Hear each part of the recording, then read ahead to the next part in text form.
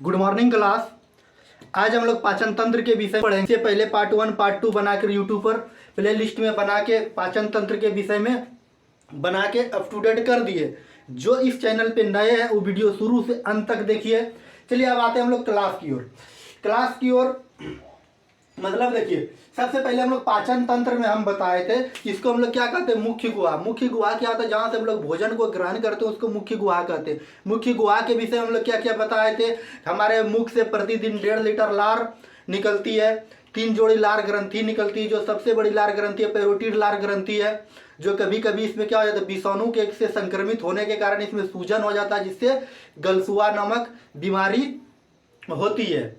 ठीक, अब देखिए इसके बाद यहाँ बताए थे हम लोग क्या, ये इसको क्या कहते हैं हम लोग, ग्रास नली। ग्रास नली में क्या होता है, ये पाचन की क्रिया संपन्न नहीं होती है, बल्कि कर्माकुंचन विधि से क्या होता है, भोजन हमारे अमाशय में जाता है। अमाशय जिसको हम लोग क्या कहते हैं, पेट कहते हैं। तो बात समझे, इसको मुख्य गुहा कहते हैं, इसके बाद हम लोग ग्रास नली कहते हैं, इसके बाद अमाशय जिसको हम लोग क्या कहते हैं, पेट कहते हैं।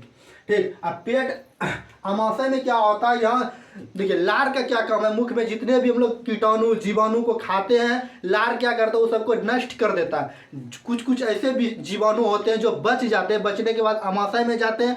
अमाशय में क्या करता है, हमारे अमाशय से हाइड्रोक्लोरिक अम्ल निकलता है, जिसको हम लोग अंग्रेजी में एसिड कहते हैं, HCl।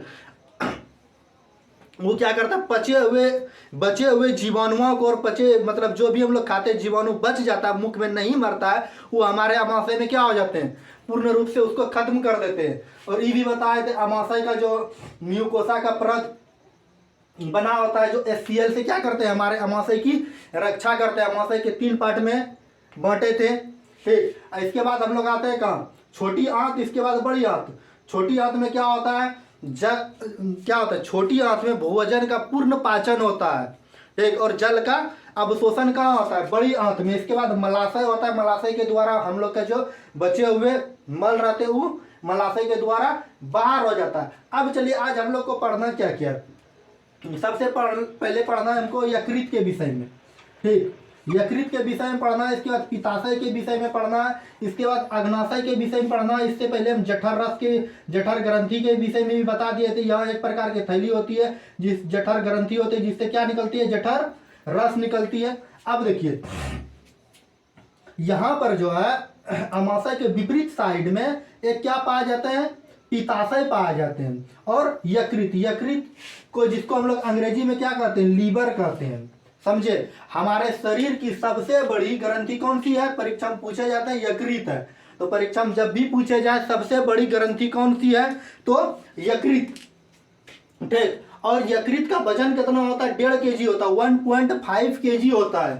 ठीक, और देखिए क्या होता है, हमारा मल का रंग जो पीला कलर का होता है, हमारे अमाशय से बिलुब्रिन नामक पदार्थ निकलता है, जो क्या है, हमारे मल को क्या कर देते हैं, पीला कर देते हैं। कभी कभी क्या होता है, हमारे शरीर में अमाशय से अधिक क्या निकलने लगते हैं, अमाशय के ये अग्नाशय इसके बगल में पाया तो उससे क्या निकलने लगते हैं, अमाशय से बिलुब्रिन नामक पदार्थ अधिक निकलने लगते हैं, जिससे हमारा शरीर क्या हो जाता है, पीलापन हो जाता है, जिसको हम लोग पीलिया रोग कहते हैं, या अंग्रेजी में इसको हम लोग क्या कहते हैं, जॉन्डिस कहते हैं। ठीक, तो बिलुब्रिन की मात्रा हमारे शरीर में अधिक बढ़ने से क्या हो जाएगा, पीलिया नामक बीमारी हो जाएगी। समझे। और अब देखिए इसके बाद क्या है, यहाँ पे पित्ताशय। पित्ताशय का क्या काम है, यह भोजन को क्या करते हैं, पित्ताशय से क्या निकलता है, सबसे पहले पित्ताशय से क्या निकलता है, पित्त रस निकलता है, और यह भोजन को क्या करते हैं, हमारे पित्त भोजन को क्षारीय बनाने का काम कौन करते हैं, पित्ताशय करते हैं। ठीक, और इसमें उपस्थित क्या वसा को क्या करते हैं, पाश्वीकरण विधि से इसको क्या करते हैं, तोड़ देते हैं। तोड़ने के बाद अब फिर कहाँ चल जाता है, ये छोटी आंत में चल जाता है। इसके बाद हम लोग कहाँ आते हैं, भोजन बड़ी आंत में। अब देखिए छोटी आंत में जब भोजन आता है, इससे पहले हमको क्या पढ़ना पड़ेगा, अग्नाशय। अग्नाशय में 3 प्रकार के क्या पाए जाते हैं, एंजाइम पाए जाते हैं। समझे, एक होता है लाइपेज पाया जाता है, इमाइलेज पाया जाता है, और ट्रिप्सिन पाया जाता है। अलग अलग एंजाइम का अलग अलग कार्य है। सबसे पहले लाइपेज के विषय में जानेंगे। लाइपेज क्या करता है, हमारे शरीर में वसा को पचाने का कार्य करता है। जो भी हम लोग फैटी एसिड खाते हैं, फैट खाते हैं, उसको क्या करते हैं, ये वसा को लाइपेज पचाता है। तो परीक्षा में पूछे जाते हैं वसा का पाचन हमारे शरीर में कौन सी एंजाइम करते हैं। तो कौन सा करते हैं, लाइपेज हमारे शरीर में वसा का पाचन करते हैं। वसा को ये बसीय अम्ल या फैटी एसिड में बदल देता है। इसके बाद कौन सी होता है, इमाइलेज स्टार्च, जिसको हम लोग मंड कहते हैं, चोकर या कार्बोहाइड्रेट का पाचन करता है। स्टार्च को शर्करा, मतलब शर्करा हमेशा मीठा लगता है, कौन सी मीठा में बदल देता है। मतलब ये कहने का ये अर्थ हो रहा है, इसको इमाइलेज क्या करता है, स्टार्च जिसको हम लोग मंड भी कहते हैं या चोकर कहते हैं, कार्बोहाइड्रेट का पाचन करता है। तो परीक्षा में पूछे जाते हैं कि कौन सा एंजाइम कार्बोहाइड्रेट का पाचन करता है। तो कौन सा करता है, इमाइलेज करता है, जिसको हम लोग स्टार्च को क्या करता है, ये चोकर के रूप में, मतलब शर्करा के रूप में बदल देता है। इसके बाद आता है ट्रिप्सिन। ट्रिप्सिन का क्या काम है, हमारे शरीर में ये प्रोटीन का पाचन करता है। बात समझे, वसा का पाचन लाइपेज करता है और इमाइलेज का पाचन कौन करता है, इमाइलेज किस चीज का पाचन करता है, कार्बोहाइड्रेट का पाचन करता है, और ट्रिप्सिन प्रोटीन का पाचन करता है। ठीक, प्रोटीन को ये पेप्टोन में या पेप्टाइन में ही बदल देता है। यहां पर समझ गए, हमारे अग्नाशय से 3 प्रकार के एंजाइम जो निकलते हैं, तीनों का क्या क्या कार्य है। सबसे पहले लाइपेज वसा का पाचन करता है। इसके बाद इमाइलेज या मंड या कार्बोहाइड्रेट जिसको चोकर कहते हैं, उसका पाचन करता है। इसके बाद क्या, ट्रिप्सिन या प्रोटीन का पाचन करता है। इसके बाद हम लोग आते हैं कहाँ, छोटी आंत में। छोटी आंत में जैसे ही हम लोग आते हैं, हमारे छोटी आंत को 3 पार्ट में बांटा गया है। तो इस तरह से जब हम लोग छोटी आंत बनाए हैं, जो आपको दिखता होगा बोर्ड पे। तो अब देखिए, इस वाले भाग को, इसको हम लोग डेडुनम कहते हैं या पकवाशय कहते हैं। इससे 2 प्रकार का हार्मोन निकलता है। बात समझे, एक है कोलेस्टेरोल हार्मोन, जो काइटिन हार्मोन निकलता है। इसका कार्य क्या कार्य है, हमारे पित्ताशय, यहाँ पर जो हम बताए, पित्ताशय को यह सूचना देता है कि भोजन हमारे शरीर में, मतलब अमाशय में आ गया। और एक बात है सिक्रेटिन या अग्नाशय को से क्या निकालते हैं, अग्नाशय रस निकालने के लिए उत्तेजना हमारे शरीर में पैदा करता है, ताकि भोजन को पूर्ण रूप से क्या कर सके, पचा सके। इसके बाद हम लोग कहाँ आते हैं, जेजुनम। जेजुनम में जब आते हैं, इससे क्या होता है, किसी भी प्रकार का नहीं तो इससे हार्मोन निकलता है, नहीं किसी भी प्रकार का इससे एंजाइम निकलता है। और यहाँ पाचन की क्रिया यहाँ भी नहीं होती है। तो हमारे शरीर में 2 जगह पाचन की क्रिया बताए, वो कहाँ, आहार नाल में, मतलब जिसको हम लोग ग्रास नली कहते हैं। आहार नाल तो पूरा हो गया, ग्रास नली में पाचन की क्रिया नहीं होती है, और जेजुनम में पाचन की क्रिया नहीं होती है। ठीक, जेजुनम का क्या कार्य है, नहीं तो इससे किसी भी प्रकार का एंजाइम निकलता है, और ना ही किसी प्रकार का हार्मोन निकलता है, और ना ही यहाँ क्या होती है, पाचन की क्रिया होती है। इसके बाद हम लोग आते हैं इलियम पे। जब इलियम पे आते हैं तो यह सबसे क्या होता है, छोटी आंत का अंतिम हिस्सा है। तो परीक्षा में पूछे जाते हैं, तो छोटी आंत का अंतिम हिस्सा कौन सा है, तो इलियम है। ठीक, यह भोजन का पाचन और अवशोषण करता है। अवशोषण का मतलब होता है सूखने, अपने अंदर सोखने का कार्य करता है। बात समझे। इसके बाद हम लोग क्या होता है, इसमें कई प्रकार के एंजाइम पाए जाते हैं। देखिए, छोटी आंत का हम क्या बताया, 3 हिस्सा पाया जाता है। देखो क्या पाए जाते हैं, पकवाशय जिसको डेडुनम कहते हैं। इसके बाद क्या पाए जाते हैं, इससे पहले और बताए जेजुनम, इसके बाद इलियम। इलियम में कई प्रकार के एंजाइम पाए जाते हैं। देखिए, छोटी आंत का अंतिम हिस्सा क्या कहलाता है, इलियम कहलाता है। इस तरह से हम अभी फिगर बना के जब बताए थे, ये छोटी आंत का अंतिम हिस्सा जो होता है, ये क्या होता है, इलियम होता है। तो इलियम में कई प्रकार के क्या पाए जाते हैं, एंजाइम पाए जाते हैं। अब ये भोजन का पाचना और अवशोषण कहाँ होता है, इलियम में होता है। ठीक, जेजुनम जब में क्या होता है, किसी भी प्रकार का नहीं एंजाइम निकलता, ना ही हार्मोन होता है, वहां पाचन की क्रिया नहीं होती है। अब देखिए, भोजन का अवशोषण तथा सुक्रोज को पचाने के लिए सुक्रेज, मतलब हमारे भोजन में जो हम लोग क्या खाते हैं, सुक्रोज खाते हैं, और अवशोषण करने के लिए सुक्रेज का निर्माण कहाँ होता है, हमारे इलियम में होता है। और माल्टेज नामक जो एंजाइम होता है, ये माल्टेज को पचाता है। जो भी हम लोग एंजाइम मतलब खाते हैं प्रोटीन सब, वो क्या करता है, माल्टोज को पचाता है। परीक्षा में पूछता है कि माल्टेज किसमें परिवर्तन करता है, ऑप्शन दे देता है कौन सी, माल्टोज में बदलता है। सुक्रेज जो है, सुक्रोज मतलब चीनी को पचाता है। सुक्रेज जो एंजाइम होते हैं ये सुक्रोज मतलब चीनी जिसको हम लोग शर्करा कहते हैं उसको पचाता है। लैक्टोज जो है लैक्टोज को पचाता है, लैक्टेज आई, ठीक ना, और लैक्टोज को पचाता है। बात समझे। इसके बाद एक प्रकार और एंजाइम पाया जाता है जिसका नाम है इरिप्सिन। इरिप्सिन में क्या होता है, प्रोटीन का पूर्ण पाचन होता है। कई बार ये एग्जाम में पूछा हुआ है कि हमारे शरीर में प्रोटीन का पूर्ण पाचन कहाँ होता है, तो कहाँ होता है, इरिप्सिन में होता है, ठीक। इसके बाद प्रोटीन को क्या करता है, पेप्टोन यानी कि अमीनो अम्ल में बदलता है। मतलब प्रोटीन को पेप्टोन की सहायता से अमीनो अम्ल में बदलता है। प्रोटीन है, हम जो भी प्रोटीन खाएं पेप्टोन में बदलेगा, पेप्टोन पेप्टाइन में बदलेगा, और पेप्टाइन क्या करेगा, हमारे शरीर में अमीनो अम्ल में बदलता है। ऊँट जो है, ऊँट के पीठ पर जो कुबर रहता है वो किस में क्या भरा रहता है, उसमें वसा, जिसको हम लोग अपनी बोलचाल की भाषा में क्या कहते हैं, चर्बी, ठीक है ना। लाइपेज क्या करता है, हमारे शरीर में वसा को पचाता है, इससे पहले भी बताया। इसके बाद क्या होता है, बड़ी आंत। बड़ी आंत में क्या होता है, हमारे शरीर में विटामिन बी का निर्माण होता है।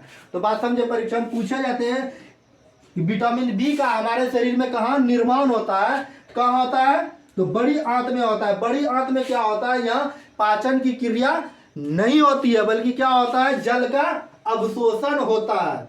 और इसमें डायरिया या किसी इंसान को हो गया तो हमारे बड़ी आंत प्रभावित होती है। बात समझे, हमको लगता है कि आप समझ लिए होंगे। इसके बाद जो हमारे पाचन तंत्र का आगे का हिस्सा है उसको हम बताने का प्रयास करते हैं, और आप क्या कीजिएगा, समझने का प्रयास कीजिएगा। देखिए ये क्या होता है, मुख्य गुहा होता है, ये ग्रास नली होता है, ये अमाशय होता है, ये छोटी आंत होता है, ये बड़ी आंत होता है। यहाँ तक तो हम पढ़ा दिए। इसके बाद इसको 3 पार्ट में बांटे थे, फिर इसको हम क्या किए, 3 पार्ट में बांटे, डेडुनम, जेजुनम और इलियम।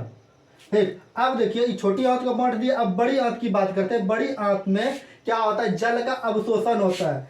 इस वाले हिस्सा को जो क्या कहा जाता है, ट्रांसभर कोमल कहा जाता है। फिर इससे नीचे आते हैं तो डिसेंडिंग कोमल कहा जाता है। ठीक, ये सब एग्जाम के व्यू से उतना इंपॉर्टेंट नहीं है, कभी पूछते नहीं, अभी तक पूछे नहीं गए हैं। इसके बाद क्या, सिग्माइड कोलम है, अगर इस तरह से बात करते हैं, एसिडिक कोलम है। ठीक, इसके बाद सीकम है। इस तरह से एक जगह मतलब जहाँ छोटी आंत और बड़ी आंत मिलते हैं उसी जगह इस तरह से एक प्रकार का थैली नुमा होता है जिसको हम लोग क्या कहते हैं, सीकम कहते हैं। और उसी के नीचे, सीकम के नीचे एक थोड़ा सा क्या होता है, एक तरह से थोड़ा सा मांस निकला हुआ रहता है जिसको हम लोग क्या कहते थे, हम लोग जब क्या थे, जानवर थे, हम लोग में क्या थे, ये पूंछ का काम करते, जो कि अभी बंदर में है, ठीक है ना। ये पूंछ का काम, जब हम लोग का क्या हो गया, धीरे धीरे पूंछ क्या हो गया, विलुप्त हो गया। तो ये मनुष्य के किस तरफ से पाया जाता है, दाएं तरफ पाया जाता है, ठीक है ना। तो ये इसका नाम है क्या, अपेंडिक्स। बहुत बार नाम सुने होंगे अपेंडिक्स, सर क्या होता है। तो ये मनुष्य का जो है, ये अपेंडिक्स परीक्षा में पूछे जाते हैं कि मनुष्य का अवशिष्ट अंग कौन सा है, तो मनुष्य का अवशिष्ट अंग अपेंडिक्स है। सुअर एक ऐसा जानवर है जिसमें अपेंडिक्स नहीं पाया जाता है, बल्कि जानवर में जो है, जो भी खाना खाते हैं, जैसे हम लोग मनुष्य में खाना खाने के बाद क्या, छोटी आंत बड़ी आंत में, इसके बाद मलाशय द्वारा बाहर होता है। लेकिन जानवर में जो है अपेंडिक्स ही क्या करता है, भोजन का पचाने का काम करता है। क्योंकि जानवर क्या खाते हैं, घास भूस खाते हैं, और घास भूस जो होता है यह सेलुलोज का बना होता है। सेलुलोज क्या होता है, ये एक प्रकार के प्राकृतिक रेशा है। जो इधर हम क्या लिख दिए इस साइड में, जानवर का मुख्य पचाने वाला मुख्य अंग क्या है, अपेंडिक्स है, क्योंकि यह सेलुलोज को खाते हैं। ठीक, यह मुख्य रूप से कौन चीज करते हैं, अपेंडिक्स ही पचाते हैं। और मनुष्य का यह कौन सा अपशिष्ट अंग है, और सुअर में अपेंडिक्स नहीं पाए जाते। परीक्षा में कई बार पूछा हुआ है कि मनुष्य का अपशिष्ट अंग कौन सा है, तो अपेंडिक्स है। कौन सा ऐसा जानवर है जिसमें अपेंडिक्स नहीं पाया जाता है, सुअर में। तो जानवर का मुख्य पचाने वाला अंग कौन सा है, तो अपेंडिक्स है। ये 3 क्वेश्चन आप याद रखिएगा। इसके बाद हम लोग जानते हैं क्या, मनुष्य को बाबासीर कैसे होता है, रेक्टम है। रेक्टम को हिंदी में क्या कहते हैं, मलाशय कहते हैं। इसके बाद अंतिम हिस्सा क्या होता है, एनस होता है।